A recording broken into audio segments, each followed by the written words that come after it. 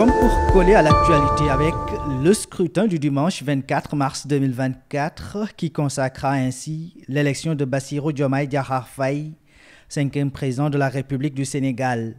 La communauté théâtrale du Sénégal salue la maturité du peuple sénégalais et lance un appel. La communauté théâtrale nañuy dox jàmm, wax jàmm, jëfee jàmm.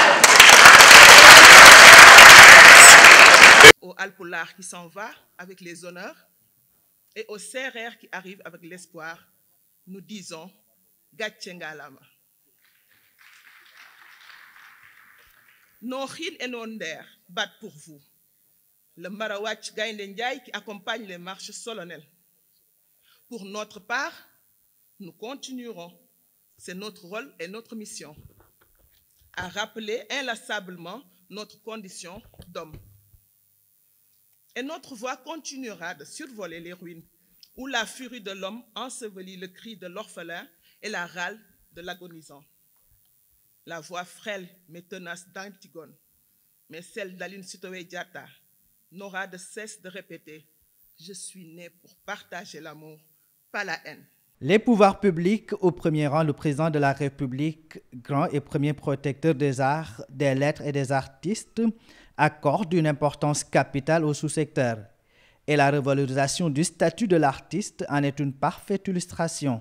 Il y a 2 semaines exactement, nous procédions à la validation au niveau national des textes d'élaboration qui vont nous permettre de mettre en œuvre cette loi sur le statut de l'artiste, qui va leur conférer aujourd'hui un statut de travailleur avec tous les avantages qui vont avec, à savoir une retraite après leur travail, une protection sociale aussi quand ils sont en exercice, ça veut dire prendre en charge les accidents de travail, les prestations familiales et la santé. Donc c'est une partie de tout ce que cette loi-là vient régler, mais elle vient aussi assainir le secteur pour permettre une meilleure professionnalisation du secteur. Il a parlé aussi des multiples fonds qui ont été mis en place par l'État du Sénégal, justement pour booster l'économie au niveau du secteur de la culture. Donc ce sont des initiatives qui aujourd'hui font que, peut-être qu'elles ne sont pas suffisantes, mais font que nous remarquons qu'il y a un léger mieux.